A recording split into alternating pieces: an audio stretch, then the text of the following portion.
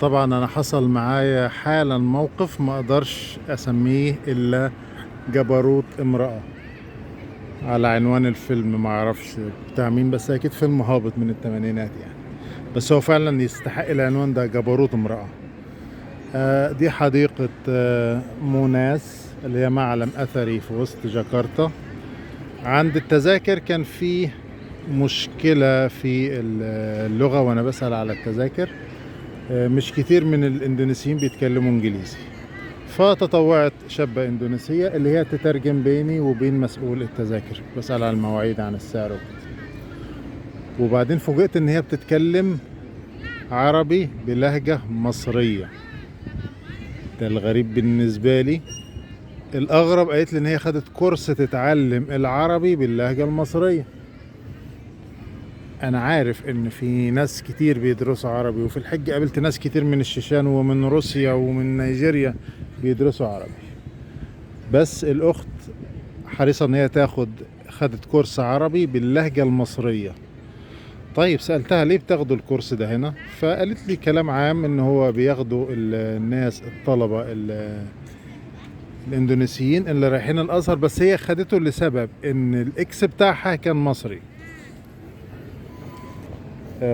طبعا انا بنقل بس اللي حصل. انا من عقلي من النظام القديم، مش تبع الاكس ولا ثقافة الديتنج ولا الكلام ده. بس انا عاوز اوصل لنقطة بس جبروت امرأة. الاكس بتاعها كان مصري، وحبت ان هي تنهي الموضوع معاه. قالت ان هو تعبها وي وي وي وي.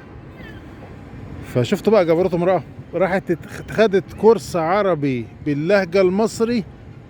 خد منها 8 محاضرات، ودفعت كورس حضوري وكورس اونلاين. دفعت منهم دفعت فيهم حوالي نص مليون روبية. ده راتب شغل مثلا موظف هنا لمدة 5 أيام، عشان لما تتصل بحبيبها تفركش معاه المصري تكلمه بالمصري. وقالت ان هو حصل وفوجئ بيها بتتصل بتكلمه مصري، والواد كان مفزوع. عرفت ده ازاي؟ عرفت المصري ازاي بتكلميه كده منين؟ فقلت له خد الكورس. فده الجبروت يعني عشان بس تقول له هنسيب بعض وانها متضايقه منه وكده. خدت كورس يا مؤمن كورس حضوري وكورس اونلاين تتعلم لهجته، اللهجه المصري، عشان تقول له احنا مش لبعض وانت تعبتني ومع الف سلامه. تمام.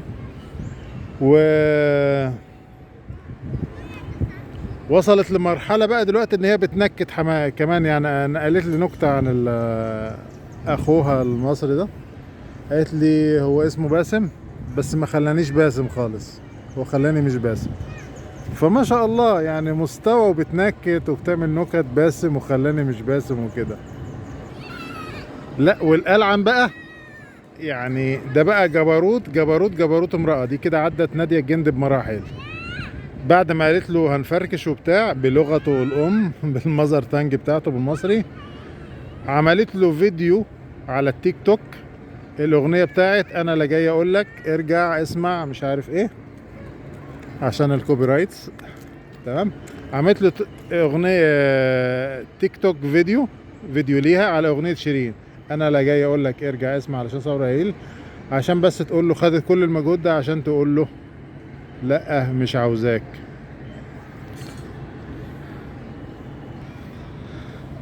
فبصراحة إصرار الستات عندهم، إصرار بصراحة عجيب عجيب. يعني مش عارف، لو بتعمل ده في دراستها كان زمانها رئيسة جامعة بصراحة. أنا صورت معاها فيديو 5 دقايق عن الكورس ده. هنشره على القناة. بس بصراحة يعني إصرار يعني. هي تعرف رضوى الشربيني، قالت ان باسم ده قال لها على رضوى الشربيني. بس هي بصراحة يعني هي رضوى الشربيني ما اعتقدش عندها الالحاح والاصرار ده يعني. فادي احنا بنشوف. وصباح الخير من جاكرتا.